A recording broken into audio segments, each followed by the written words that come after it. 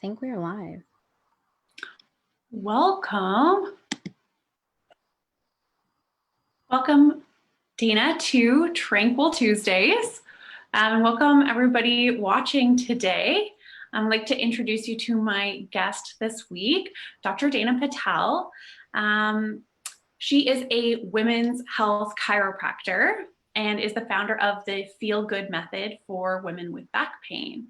And today we're going to be talking about how stress and anxiety meet up with back pain and sort of what we can do about this. One of the things that I've noticed in my practice, which primarily focuses on anxiety management and mental health, is that there is a lot of overlap in the world of headaches and stress management and anxiety. I don't know if you've found that in your practice as well, or you see much of that.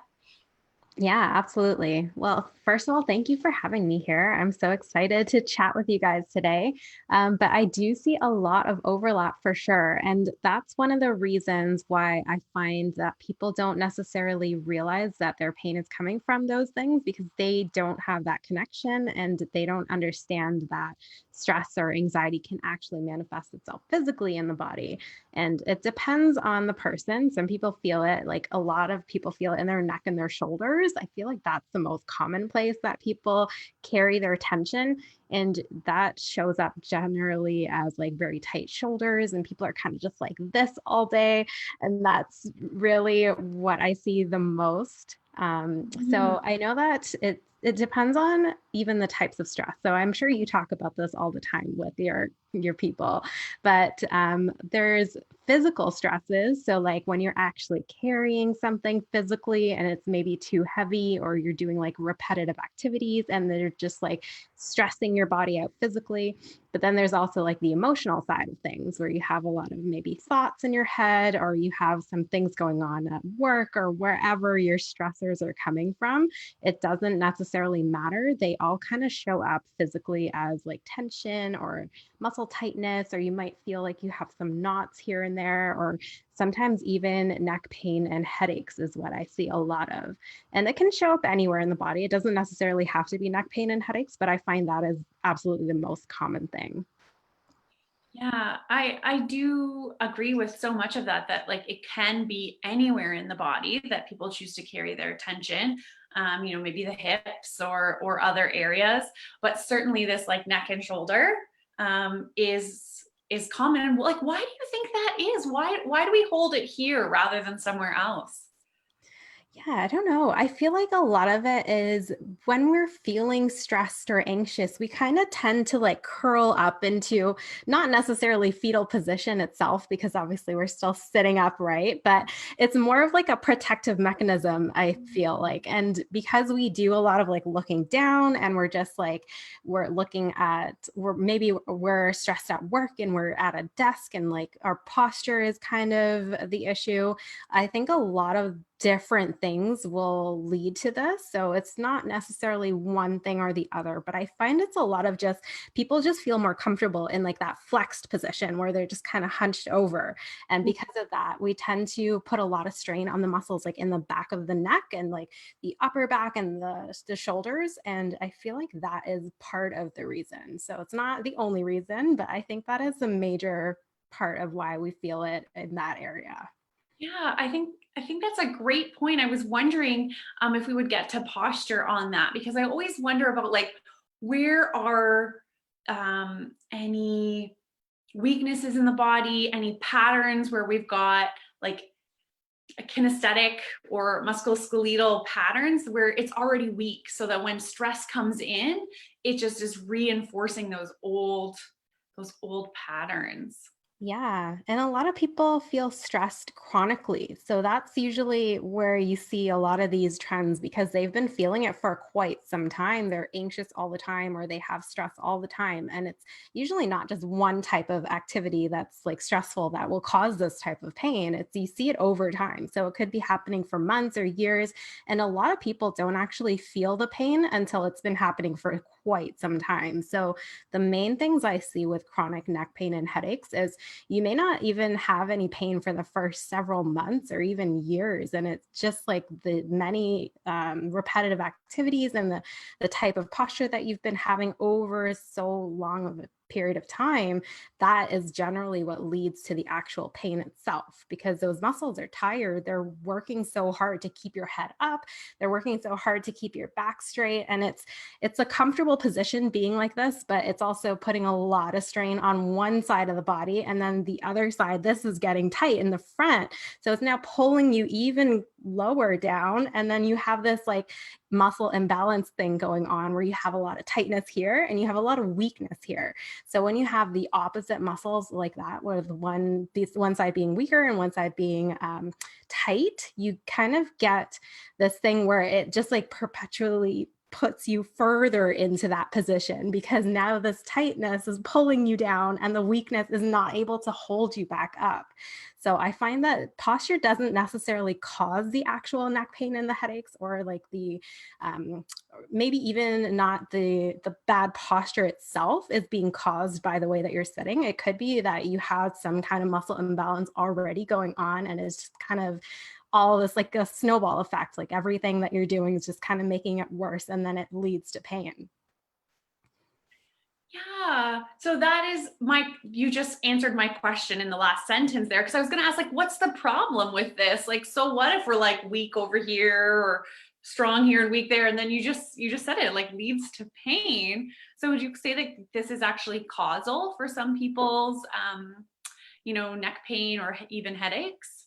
I would say that it does eventually cause the neck pain and headaches. One of the most common locations for muscle weakness, like, is the muscles right in the back of the neck. So these are called the suboccipital muscles, and they're responsible for keeping you upright. So when we do a lot of the looking down, like I said, they tend to get weaker over time because they can't really hold your head up. But then you start getting these knots in the muscles. So these knots can form when there's kind of weakness in the muscles, when there's been localized damage. So not damage as in like someone physically hurt you damage, but it could be like these really tiny micro tears in the muscle that you don't necessarily feel. It's just these like it just kind of causes some inflammation and localized pain. And Mm. that can actually refer your pain to other parts. So, one of the most common trigger points, so a trigger point is a knot. It's a referral pattern. It's kind of common where the muscles from here kind of refer the pain right to here. So, this is a common headache area. So, it could be that your headache and neck pain are coming from these knots, which are trigger points that are referring the pain to other places. And then there are other common locations like the upper traps, which are kind of in here. And again, same kind of thing. Once you start getting those knots forming in the muscles from like the damage or the micro tears and the localized inflammation, things kind of feel more sensitive. Those knots will start to refer the pain. So one of the most common patterns for the muscles here, they do like this question mark shape. So it's like kind of behind the ears, around the head, and then to the eye. So sometimes people feel the headache and neck pain on one side of the body, and that could be one of the common reasons. So those are some of the I would say probably the two most common referral patterns that I see. And then Yeah. a lot of people also have a lot of like that tension headaches where they're kind of right in here. And Mhm. that could be from, again, just like the muscles surrounding this area. So the temporalis muscle is the one that's like right in this area. It's kind of like a fan shape. It kind of goes like around here. And then when people are stressed and anxious, they kind of tend to scrunch their face up a little bit. Like you hold that tension in your face as well. And sometimes even in the jaw area. So those two areas are also very common for referral patterns for headaches. And I find that those are probably the ones that I see the most. Oh, yeah. No, I think that's really like valuable information in terms of like where those muscles can show up with in terms of how the pattern of the headache might look.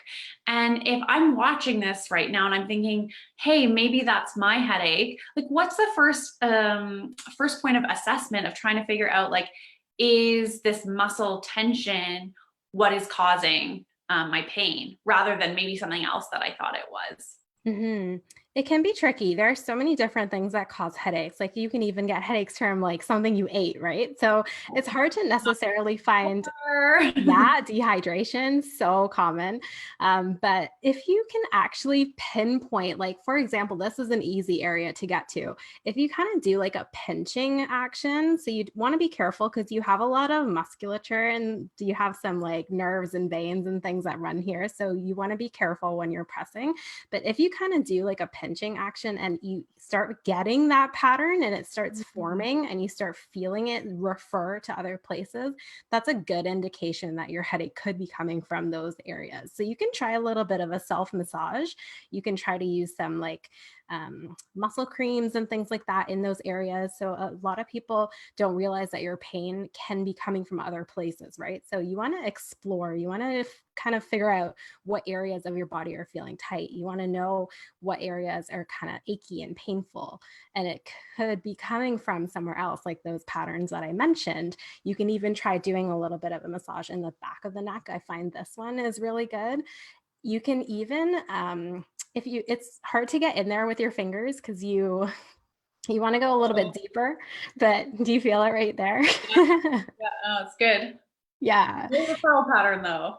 Okay. So it might not be, well, if you don't have a headache, then obviously it wouldn't cause it.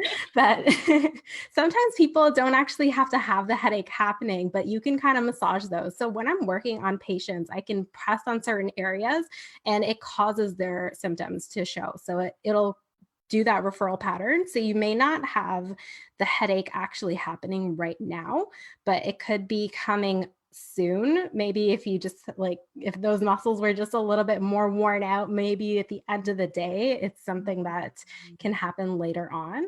But I like to actually get into the muscles back here with a massage ball. So, like lying on my back and just kind of rolling over it because it just gets into those muscles a little bit deeper.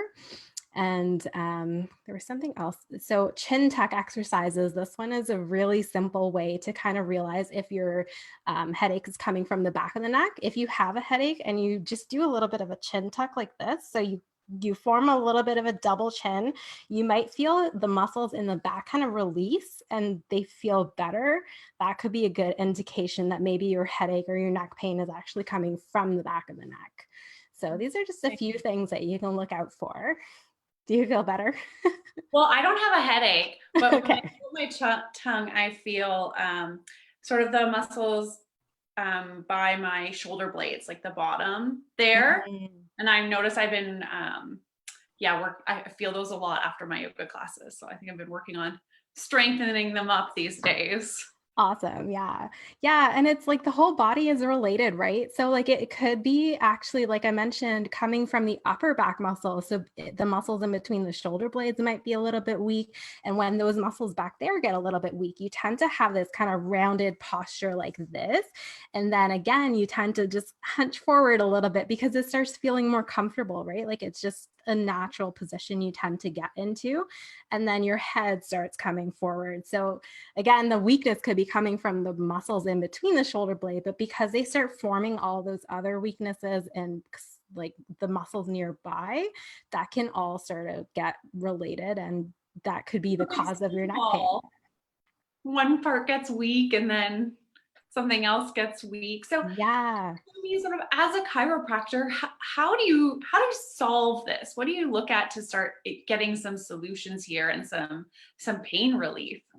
Yeah, so I do a more of a holistic approach and I try to get to the root cause. So it depends on the type of chiropractor you see. If you're getting just like adjustments and some muscle work, that's going to help to temporarily relieve your pain. So the cause of the pain is not necessarily always coming directly from the joints and the muscles. It could be that you have some weakened muscles, like I mentioned, and that would mean you'd have to do some exercises to strengthen those areas. So your chiropractor will work with you to figure out what areas need some work. Maybe there's some like it could also be handedness, right? Like, so one side of the body is a little bit weaker because you're not using it as much. So it may not even be coming from both sides. You want to see if there's like a difference between the right and the left side, because a lot of people tend to use their dominant hand, and then that can lead to weakness either from overuse or weakness on the other side from underuse. So there's a whole bunch of stuff that's in play, and it's not necessarily, again, one thing that's causing it. So you want to do like an overall assessment of the entire body. And I like to assess both below and above the area that's of pain, because like I've mentioned, your pain could be referring from other places. So you could even have a weakness in your back muscles, and that could be causing your neck pain and headaches indirectly. Because again, if you're not sitting up straight because those back muscles are weak, you just tend to like hunch forward and get into that more slouched position. So it could even be coming from weakened back muscles, a weakened core. So we want to do a full body assessment. So that's what I do in terms of my approach. But I like to also give people some things that can help temporarily relieve the symptoms, because the exercises and the strengthening, that's going to take a little while. So you won't see results right away, but we definitely want to address any muscles that have been weakened over time, because the only way to strengthen them is exercises. But they're not like intense exercises. Like, you don't need weights, you don't need resistance bands or gym or equipment like that if you're just starting out. So it's nothing scary. I know a lot of people are, as soon as they hear the word exercise, they're like, oh, I don't want to do that, I don't want to do the work. But it's actually very simple things that you can do, and I like to make it easier for people, because I know people are busy and they don't necessarily have time for workouts. So my approach is very geared towards busy women who don't necessarily have time for workouts every single day, because I was in that position too. So I like to do things where I give people some things that they can do throughout the day, maybe just while you're sitting at your desk, or like maybe for 1 or 2 minutes spread out throughout the day. So my exercises are not like full 30-minute workouts, if that terrifies you. No, that's really good to know, because I know for myself for a long time, the idea of doing like a 30-minute exercise protocol was not in my wheelhouse. And even now when I think of like, oh, I have to do my stretches, if it's like a 30-minute routine, it's not going to happen as often than if I know that there's, like one thing that I'm supposed to be doing, a couple times a day. It's easier to fit those kind of things into a busy schedule sometimes. Yeah, I totally agree with that. And it's not, sometimes it's just the mindset around it. Like, we totally have 30 minutes to do workouts. Like, we're spending hours scrolling through our social media every day. But it's like, it's kind of daunting, because you're like, oh, I have to carve out this 30 minutes. And then if you're like going to the gym, it's like the commute there and back and time to change and shower. So it kind of adds up. And I totally get that. But that's why I want to make it easy to do. Like, you're just incorporating it within whatever you're already doing. So it's just like, I like to do like neck stretches while I'm sitting at my desk. I do those chin tucks like this all throughout the day, like simple things like that. And it actually makes such a big difference, because it's more about being consistent and actually doing the things frequently, versus having to do like one workout once a week. Like, that's not going to make as big of a difference compared to the little things that you're doing daily. I love how you explained that, and like how you phrased that. It's not the one thing that you do once a week. It's not those like heroic actions. It's how can we get into our day-to-day life and how we're carrying ourselves and correct those things on a smaller scale. And that's not insignificant. That's actually going to make more of a difference. And I think that's true with so many things, whether we're talking mindset, whether we're talking posture, nutrition. I think you and I could talk about those things for a long time, but we have that same philosophy that it's those little actions that add up that actually make this difference in your health. Yeah, totally agree. And like you said, it applies to everything. And I also I do a lot of lifestyle and nutrition as well, which can also support things like pain. Because if pain is coming from inflammatory conditions or even just localized inflammation, which it can happen, like for example, in the neck pain, you have some joints in the spine in the neck, and certain movements you might notice have more pain than others, like sharper pain. I would always work with a chiropractor for any kind of like sharp pain. Dull, achy pain is a little bit easier to kind of do yourself, but it's always good to kind of check out what is actually causing your pain, because sharper pain could mean that it's coming from things like nerves or joints, which are a little bit more difficult to work on by yourself. So just a disclaimer there. But you can also reduce inflammation throughout the entire body, which is also one of my approaches, which can help to reduce the sensation of pain. So you have the inflammation will actually increase your pain sensitivity. So you might have one person with the exact same condition as another person, but one person might have more systemic inflammation, which is just like chronic inflammation that's there all the time, which you don't want. Localized inflammation is more when, like, say you sprain your ankle, you kind of get a bit of a swelling in that area. That's actually good and that's healthy for healing, but you don't want it to last. When it lasts, that's when it becomes an issue. And like I said, when you have two people with the same condition, one person has more chronic inflammation than the other, that person might be more likely to actually feel pain. So the pain is also it's kind of linked back into like the stress and emotion side of things. So that's when you start to get like these I guess it's a never ending cycle, I guess, a vicious cycle, because that pain will stress you out because nothing you're doing is helping it go away. And then you're more stressed, which I'm sure you talk about this all the time, that affects your hormones. And then you start feeling more pain. So it's just like this vicious cycle that keeps going on and on. So you want to have something that could be there to either break it or like slow it down.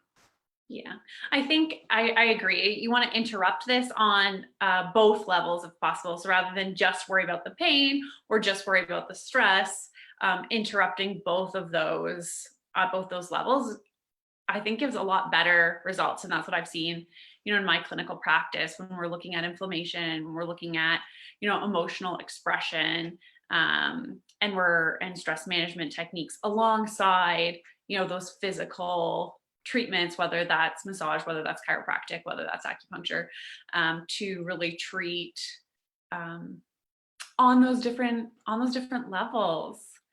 So, Yeah. Dina, I want to be respectful of your time. I know you have patients this afternoon, but before you go, I want to ask about your posture challenge, because I have been thinking that, especially when you're talking about those like little changes that you can make, that might be a good resource for anybody watching this interview and is thinking like, oh, I want to, improve my pain a little bit. Could you tell me just a little bit about like this challenge that you have going on? Yeah, for sure. So I have a 5-day posture challenge, and it is supposed to be a kind of all incorporate all in all like it just incorporates all of the different aspects when it comes to posture. So it's not just the way that you're sitting or like your position in a chair. We also want to address like your positioning of your computer, your screen, whether you're using like a mouse or a keyboard. So I talk about all of those types of things. I talk about how your body should be sitting in a chair and what I even mention, I think, types of chairs that I like. I talk about I think there's a few stretches and some exercises that you can do right from your chair so you don't even have to move, that you can incorporate throughout the day. And just a few other tips and tricks that you can incorporate. Again, like very small little things that you can do to help either to reduce the pain while sitting or to properly have your workstation set up so that you're not necessarily like looking down all day and like in a bad position, because again, that's just going to lead to repetitive strain injuries and lead to more pain. So again, just to clarify, posture in itself is not the direct cause of pain. It can lead to more pain and it can worsen some things that you already have. So this is one part of treatment. It's not everything. So Okay, it's so we can definitely do this, and it sounds like I definitely need to do this. I just, yeah, definitely need to get my computer up higher. So I know I'll be taking that, but also keeping in mind that that's just the start of pain management. It's just a little piece there. If people want to connect with you, where should we send them? You can find me on Instagram, and you can also join my Healthy Sisterhood private Facebook group where I post a lot more content and it's a little bit more of like an intimate community. So you can definitely connect with me in both of those ways. Wonderful. Well, thank you so much for taking the time to chat with me today. I know you've got to go for some patients, so I'm not going to take any live questions, but I'm going to encourage that anybody who's watching now or watching the replay, leave your questions below. Tag myself, take Dana in your question, and hopefully over the next couple of days, we'll be able to circle back and check for any questions. Yeah, absolutely. I'd be more than happy to answer questions. So if you have them, please leave them for me below, and I will leave all the links for you guys as well that we Oh, mentioned. thank you so much. All right, you have a great afternoon. Thank you. You as well. Thanks to everyone who is here and listening.